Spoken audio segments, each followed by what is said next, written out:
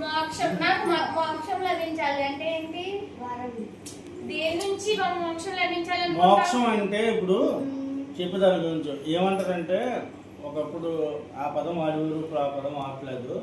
ఇప్పుడు ఏమంటారంటే, పాత కాలంలో ఉన్న వీళ్ళు వాళ్ళు అది ఏమనేవారు అంటే, నాకు మోక్షం కల్పించండి అంటే ఆడు ఇబ్బంది పడుతున్న దానికి జైల్లో పెట్టేశారనుకో, ఆడు ఇబ్బంది జైల్లో వేసారండి. నాకు మోక్షం కల్పించండి అంటే విడుదల, విముక్తి అదొక పదం. ఏదైనా కష్టం వచ్చేటప్పుడు దేవుడిని ఏమంటారు, నాకు ఎప్పుడు మోక్షం కలిగిందా దేవుడా అంటే, మన కష్టాల నుంచి ఎప్పుడు బయటపడేస్తావు, విముక్తి ఎప్పుడు నుంచి ఎప్పుడు ఎత్తావు అని. ఇప్పుడు 10 సార్లు చెప్పాను, అదే మళ్ళీ మర్చిపోతాం. ఆయన బయలుదేరగానే జగత్తు ఏం చేసింది? ఒరిగిపోయింది. నడిచేటప్పుడు కాదు, బయలుదేరేటప్పుడు. ఫస్ట్ బయలుదేరగానే నడిచేటప్పుడు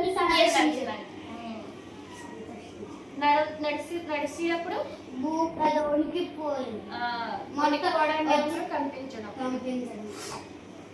ఆయన చూడగా కన్నెత్తిలా చూడగానే ఏమైందంట? అధర్మాలంతా ఉనికిపోయారు. అధర్మం గడగడ వణికిందంట. అధర్మం గడగడ. ఈ లెసన్ అయిపోయినట్టే. ఇంకా 50 minutes ఉంది. ఫస్ట్ గాంధీ మహాత్ముడు రాసిన కవి పేరేంటి? గాంధీ మహాత్ముడు రాసిన కవి పేరు అదే వాళ్ళిద్దరునేమో నాకు గుర్తుంది బసవరాజు అప్పారావు.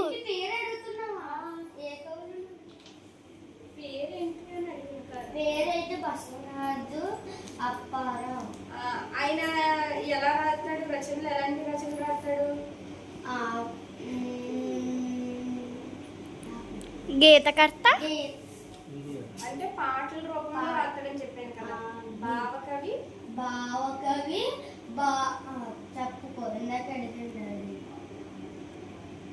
గీత కవిత.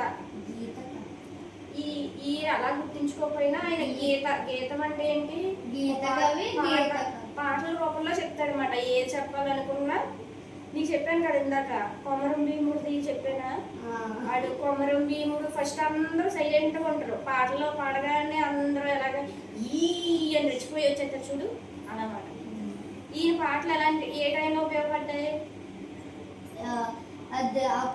అప్పట్లో. ఎప్పట్లో? కొడుకులు లేచిటక్క. ఏ టైం? అది ఏం టైము? మనకి ఏమొచ్చింది?